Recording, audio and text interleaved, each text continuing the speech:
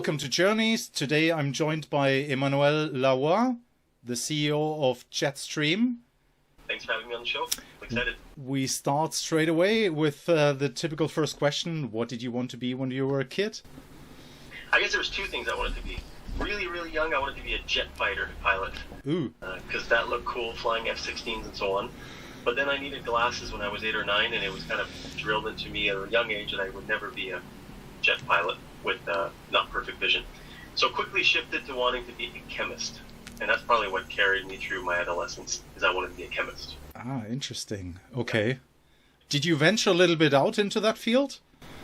Not really. As a kid, I think why I wanted to be a chemist is I had these chemistry sets. You remember as a kid you could buy Sure. chemistry sets, you'd mix all the things in the vials and I just loved doing that and following all the experiments and then just making my own. And so, but I think once I got to it's CJEP in Quebec. I'm from Quebec, and that's kind of grade, anyways, you're 15, 16, 17. Then I started taking organic chemistry and this and that, and to me, that got very boring at that point. Oh, okay. And all of a sudden, I didn't want to be a chemist anymore. I think I realized what being a chemist was, and it wasn't as exciting as playing around with my kit as a kid. All right. Ultimately, I ended up going studying mechanical engineering. So I got a bachelor's in mechanical engineering from École Polytechnique de Montréal in Montreal. Yep. And the reason is, I don't think I really realized I was an engineer until later in life, but my friends went there, and I was good with science and math, and I enjoyed building things. I built remote control planes. Mechanical engineering, and I'm going to become an aeronautical engineer. That's kind of why I went into mechanical engineering. Okay. So still with the planes? Still with the planes. It was all about the planes, and then I realized actually to become an aeronautical engineer, you needed to kind of get a PhD. It's quite advanced field. And then with a PhD, you would be working on maybe one component bracket of the Airbus, plane, that's just... The handle for the bathrooms, like... Yes, with finite element analysis, 2 years and all this stuff, and I thought, okay, this is not cool. And then I think the entrepreneurial side of me really started coming out, and I thought, okay, well, I could do an aeronautical engineer, but I could have my own ultralight business. Because ultimately my passion of flying has always been of light aircraft, okay. Which I do. I fly paragliders now, have been for 12 years. So I thought I'll start my ultralight business, but I don't know. That also at some point didn't make sense. It didn't seem like a big business. So ultimately I just graduated with a bachelor in mechanical engineering, as general as I can make it. But hold on, did you have a ultralight business? I never did have an ultralight business. Okay. It was just my dreams through university. And as you approach the end of university, at least in our schooling program in Quebec, you have all these electives you can take. So some people will start, for example, they want to go in biomedical engineering. They'll start taking all these biomedical courses. And what I found my interest was all the business courses. And it's only towards the tail end of my engineering degree that I realized that perhaps my true passion was business. And I didn't know that yet. So in reality, maybe if we were to do again, I would go and have done a business degree right from the beginning. But I'm not sure about that, because ultimately I think with 20 years now in perspective, I'm happy I did engineering. I think it's a really good base for rationality and common sense. I like the arch because I think as a young person, business is very abstract. Yes. Whereas, mechanical is more tangible. Now you're building businesses, so... Well, that's exactly it. It's all about building. And that's when you realize an engineer is a builder. Whether I'm building a garden bed at my house or I'm building a business, it's systems. And it's just maybe not a garden bed, but point is a business is systems. Other things are simpler systems. Sure. And it's putting them together and trying to make them as efficient as possible, which is pretty much the foundation of engineering. What was your first paying job? Oh boy. Well, I started at 12 cutting grass, mowing lawns. My friend and I had our own, we were called the Lawn Boys. And we grew this thing. When at 16, when my friends were working at McDonald's or this and that, my friend and I were making good coin. We had 35 customers, some of them commercial, we had a truck and everything. Oh, wow. So we grew that and did a good thing. Another one of those things where eventually I left that to do schooling, quote unquote. And had I actually kept on that trajectory and started buying the local, because I know some guys who did that path, and next thing you know, they were doing snow plow in the winter and so on. And these guys, by age 20, were cash flowing enough to buy a rental property. And, and by the time I graduated at 24, they were like millionaires, literally. And I was starting with zero with a degree in engineering. Congratulations, right? Anyways, so that was my first paying job. But out of university, freshly minted in the workforce, my first job was HVAC engineer, which means building engineer, heating, ventilation, air conditioning, plumbing, gas systems, fire suppression systems. I totally landed in that by accident. I had no real desire, never took a course that I liked about that in university. Okay. But I'd been traveling for a while, I was out of cash, I needed a job, and I landed in that field. And I actually spent 10 years in that world. Oh, then must have not been that bad. 10 years is quite a bit. Bad. I mean, I think, sorry to interrupt, the first day I got home from my job, I cried. No word of a lie. I was like 26, I cried when I got home because I thought, oh my God, what have I landed in? My coworkers were nice guys, but there was nothing about it that was inspiring or seemed fun. But you know how it is, you're young, you buy a house, you have a mortgage, you can't leave, you got a mortgage, and next thing you know, 9, 10 years. That's what happened. Okay. And I love parts of it. I did love parts of it. Sustainability, geothermal, solar thermal, that was cool. And that's where the systems start coming together. I have no idea what you're talking about. We talked about this before this recording. Sustainable build are a thing that you dabble in and dabbled in. I dabbled in very profoundly. Yeah. Right away when I landed in this job, because you can specialize in various things in building engineering. Yeah. Some guys will be the experts in an office. Let's say there's an office of 20 engineers. 1 or 2 guys will be experts in plumbing. Yeah. 1 or 2 guys will be experts in usually guys that's back in the day, but men and women. But there's not a lot of women, or there wasn't a lot in this particular field at least 10 years ago. That will specialize in fire suppression. I quickly find my interest lied around energy efficiency, which kind of touches green buildings. And then as I started kind of digging and scratching the surface of the green building, realizing that there's movements around really green buildings, and that's made massive inroads in the last 10 years. But I'm talking about 15, 16 years ago.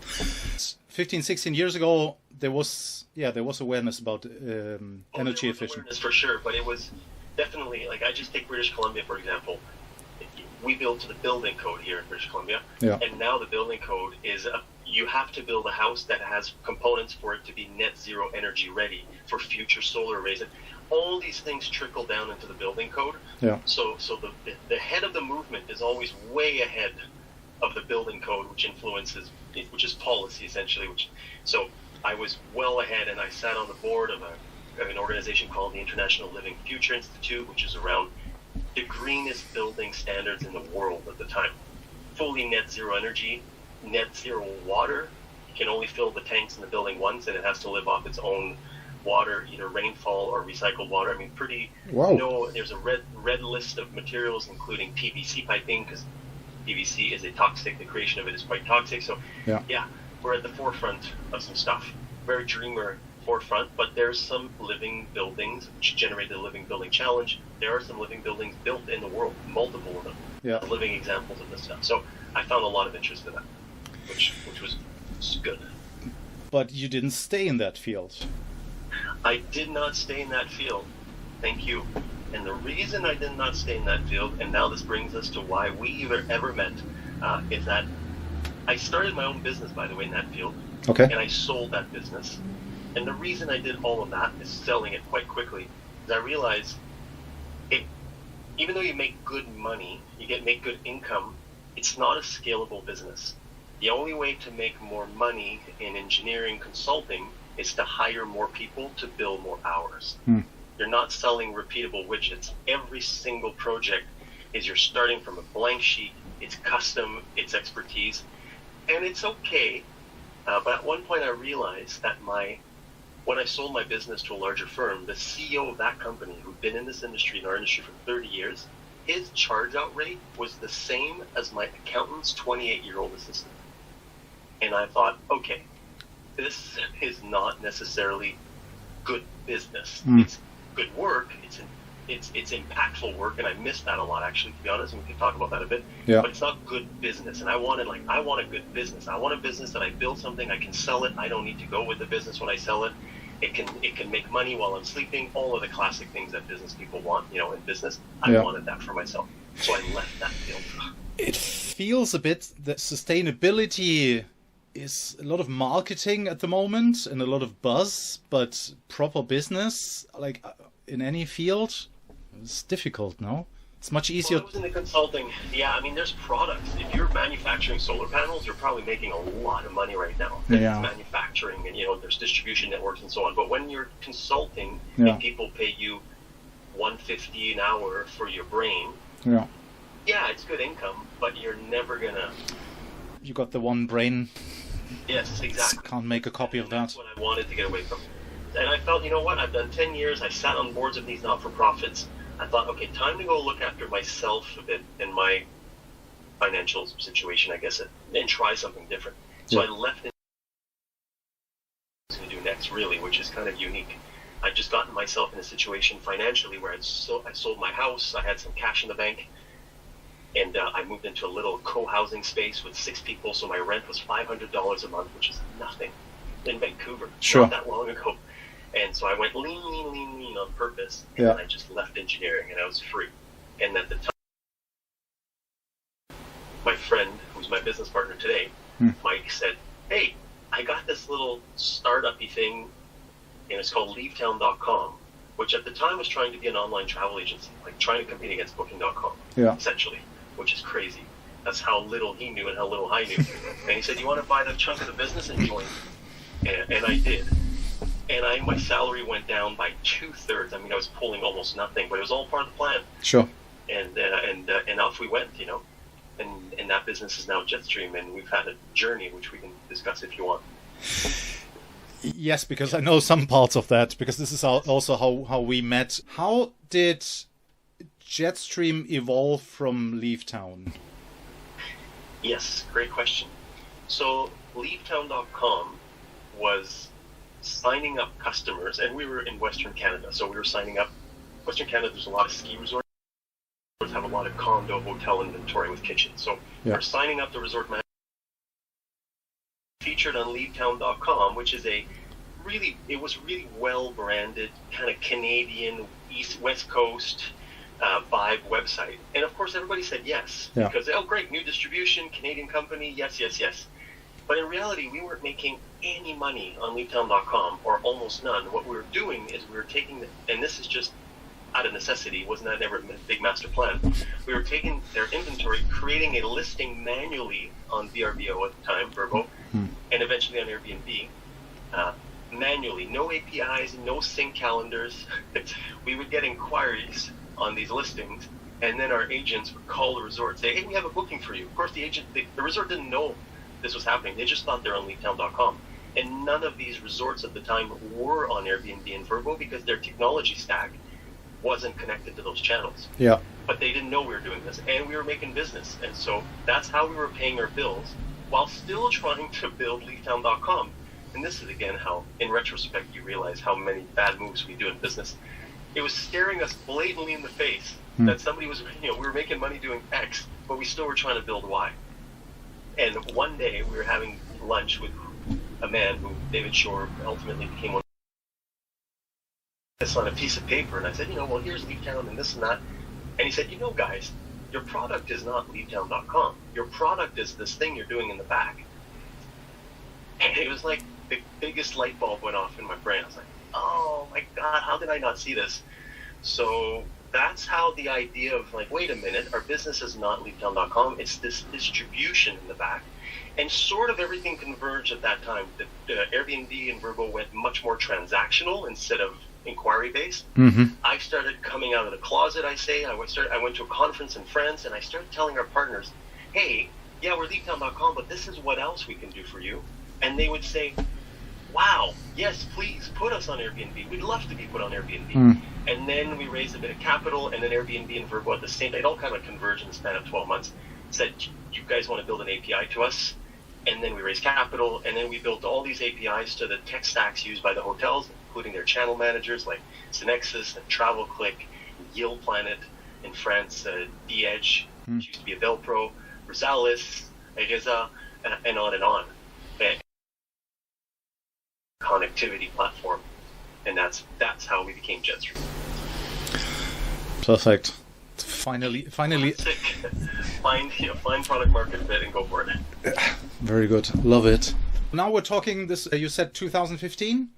No, this is now... 2015 I joined the business, 2018, 2016, 17, this all started coming together. We raised a small Series A, I guess call it probably a seed realistically, today's terms, in 2017. And then we quickly burned through the money, as you do. Yeah. Starting building a lot of technology. And then because we were so early, because important to understand, the inventory we were signing up was hotel inventory with kitchens, but it was still room type, like 2-bedroom condo, but 30 of those condos in the building. Yeah. Airbnb and Vrbo were never built back then to support this type of room type. Exactly, they didn't have the multi-unit logic. They didn't have the multi-unit, exactly. Yeah. So we were the 4th multi-unit API partner with Vrbo in the world, but we became the first with Airbnb. Yeah, I remember that. And I had to write with my developer, CTO at the time, a concept of engineering of how we were going to do it as a hack. They literally, Airbnb said, can you hack our API to make this work? We came up with an engineering concept. It was sent to the engineering team of Airbnb, who reviewed it and said, this is kind of clever. This should work. Go ahead and build it. And we built it, and it did work. And therefore, we became the first multi-unit room type Airbnb API partner, which was a big blue ocean moment. And that's why we raised capital and expanded into the US and then expanded into Europe. It was all on the back of this moment. That's how that journey happened. So then in 2018, we ran out of cash. And because we were so early on these platforms, Vrbo had been acquired by Expedia. Yeah. Expedia was trying on new merchandising things for this multi-unit stuff on Vrbo. For a while, they tried the same concept of it's a hotel on Vrbo, and you click on the hotel, and then you see the room types for sale. Yeah. And they don't do this anymore, but they tried that. And we were one of their guinea pig beta partners on that, and it completely broke our performance on Vrbo. So not only were we out of cash, but our revenue shot down by probably 30-40% in the span of 2 months. I flew down to Austin a few times, told them, hey guys, you broke this, and no, we didn't. It's your reviews are not good or whatever. It was crazy.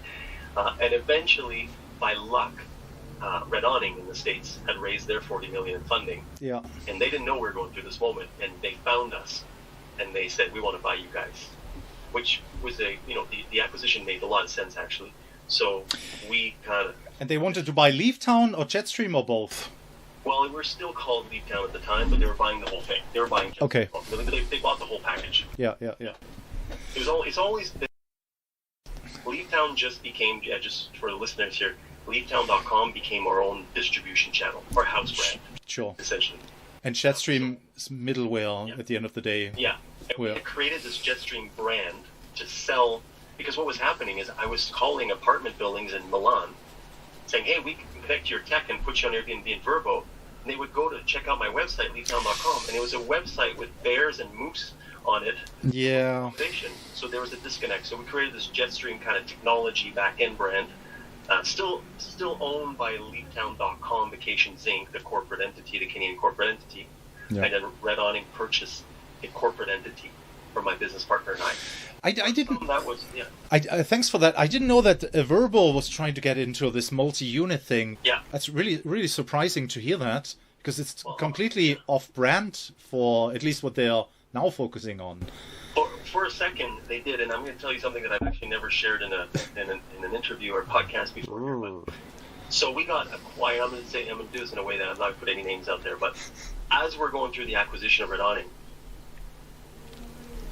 it was early for us to sell. We didn't really want to sell, as you can imagine. It's kind of like you've been building this baby, and you're letting it go when it's still a child instead of something that could be better down the line. Yeah. But we were forced to. We just had no more cash, and all of a sudden our performance declined on Vrbo, and our revenue was going down. Our investors got spooked. We got spooked, honestly. It's scary, this stuff. Sure.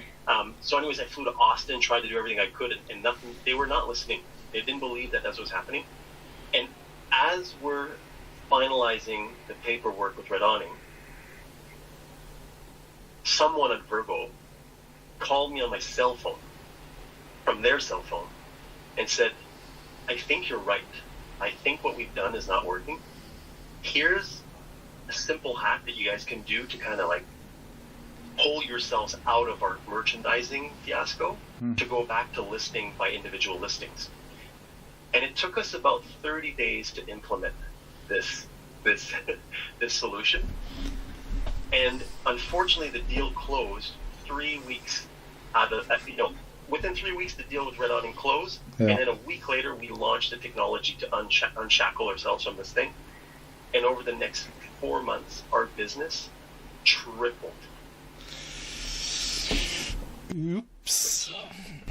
Okay. Which was extremely painful. There's founders or business owners listening to this. If you sell your business and literally within 3 or 4 months it triples because of all the hard work and all the things you've been doing, finally kind of unlocking, that's really hard psychologically. So that was that. It is what it is. It's a weird situation to be in, because it's still your thing and it's still kind of, you pulled it off, but you just see someone else harvest the fruit. Yes. Extremely challenging. So we had a 2-year earnout. So this was 2018, August essentially, or the end of our earnout would have been August 2020. So, did my best to manage the business. I bought a sailboat in the South Pacific. I was going to go sailing for a few years when this was all over. And then COVID happened. Yeah. And as we all know, it was extremely disruptive for our industry, at least at first. If there's this moment of absolute, it's the end of humanity as we know it, we shall never travel again, blah, blah, blah. And Red Awning, at that moment, thought that we were all going to go bankrupt. Sure. Commission-based business model, yeah. No bookings for the time being. Yes. So a fair assumption. So my business partner, Mike, this is his moments of genius. He basically said, let's approach these guys and buy this off their hand. Because at this point, they had terminated our entire team and theirs. So no more employees. I got severance out of my own company that I'd sold because I was an employee at the time. Yeah. We owed, a couple $1 million to suppliers because we used to pay post-departure. Now we pay pre-arrival, but back in the day we paid post-departure. So, and they're U.S. based, and now there's this Canadian shell where there might be liability issues. So it was, again, it was just a very chaotic time. So we approached them, and they took it. So we repurchased 100% of the shares of our company for essentially a nominal amount, but we took on the $2 million debt to do that. So that was a wild time. And then we rehired a third of our team, just the all-stars. And in Canada, we got very lucky. Our Canadian government was very generous with wage subsidies, which really, we benefited a significant amount of capital from the federal government, as not even a loan, just a straight-up presence to get through COVID. So that allowed us to get some employees back. And then we had wonderful years. Everybody knows in the short-term vacation rental space, we had historical record years, which no one expected, which got us back on our feet. And now we own 100% of the shares of Jetstream, ourselves and with our employees. And we've evolved the product massively since. I hope someone from Hollywood is listening. This would makes for such a good business drama, because literally, if I didn't know you would tell me, yeah, is that all true? I don't know. But I love that story so much because there's so many twists in it where it really could have gone either way. And at first it looked like it would escape you, and then you got your success back. Yeah, I mean, time will tell on that front, None of this is easy, ever. Things are changing fast, generative AI on the landscape, because we're not just technology, we're services as well, right? We have a team of agents around the world who respond to inquiries on our behalf, our partners, who write the content. A lot of this service layer is being slowly, not instantly, with a snap of a finger, but is definitely slowly being, I guess you can look at it either two ways. Either it being eroded by technology, or it's a mix of both, right? So yeah, there's ongoing challenges, but certainly our business is now 5 times bigger than when we sold it the first time from a revenue perspective. So that's good and exciting. You still got your sailboat? No, unfortunately, I sold the boat because it was stuck in New Zealand, and that was of all the countries in the world. To have a boat in New Zealand was the worst in the world. There was no way to go there for 2 years. So ultimately, I sold it and lost so much money. That is crazy. Yeah. Anyways. Anyways. Sorry. That. Time will tell. Hopefully one day get to do that trip again, I'm sure. You mentioned AI. How do you see this? Are you using this at the moment? Are you working with ChatGPT? It's a tech that you're going into? Yeah, absolutely. Pretty much almost all departments in our company are using a form of AI, mainly ChatGPT. So our developers are obviously using it just as a sidekick junior developer, always on demand, always there, never complaining. For just, as developers do. Our content team is using it to create listings faster. Okay. We used to write all listings. I mean, we have 5,000 listings on Airbnb, so it's a lot of work that went into writing those. So we're now able to do this better, faster. Yeah. Our guest-facing team, we use Enzo Connect as our unified inbox tool, and they're just about to launch we already use it. We have some tools to help us do review responses powered by AI. Or sometimes if there's a complex answer for the guests, some of our agents in the Philippines might use ChatGPT for this and that. But now it's going to become right embedded into our actual unified inbox tool. So, yeah, it's touching many aspects of the business. So it's going to be interesting to see who is going to kick Google off the throne. And I always thought I'm not smart enough to think of something, and then ChatGPT came around. It's like, okay, that could happen. I agree. I'm a big Google fan, and I sold half of my Google shares and bought Microsoft because of that. Yeah. I still love Google, and I'm not counting them down because they're massive and brilliant. Yeah. But ChatGPT is definitely a massive disrupting force. It's certainly very, very interesting times we're living in. Very exciting times. Yeah, interesting, yes, and exciting, but interesting. You're working to sell Jetstream again at some point. Leavetown is still around, no? Well, leavetown.com continues to be our direct channel. So Yeah. all of our properties that we sign up through various services we have end up on leavetown.com because why not? Yeah. It's our lowest cost of acquisition channel. Yeah. But what we have done, and so since we bought the business, and this is just maybe the fortuitous side of buying the business back, is while we were owned by Red Awning, one of our customers, because we were still delivering this connectivity technology, one of our hotel customers said, he was a real estate owner. He's the owner of the asset, but he was using a local management company. He said, I like you guys. I don't like my management company. Could you become my sole source of marketing? And sort of like painted this vision of you become my virtual management company in the cloud. Yeah. And I'll make sure we have good cleaners on site because this is a small asset. It's 15 rooms. Yeah. And and this was so we were owned by Red Awning, and there's nothing I could do about it. And so that compounded my frustration. Not only did I sell this business right before it finally went up, but now customers are asking for better, cooler things. Yeah. And I don't even own this business anymore. So when we bought the business back, we really bought it for that vision. It wasn't about the old business model, because the old business model, it has challenges. It's kind of low yield revenue relative to the number of listings we onboard and so on. Yeah. But when we control the asset fully and no one else is selling it, and we control all distribution, including direct, leavetown.com, the partner's direct website, powered by us and so on, it's a different game. So we bought the business back for that, and that's really what we've been building the last 3 years. It's this evolution. We call it version 2, V2. We're not that clever internally. We're not clever with our terms, but we call it V2 business. And in that world, we've really sold this to many different types of players, which I think it's time for us to now start focusing on some that are, I'm doing analysis to see which ones are the best gross margin model and so on, but we sell to homeowners. So let's say you, Flo, bought a property in the French Alps and you were looking for a low-cost conciergerie, maybe they use in French, or low-cost management solution. We sign up single homeowners.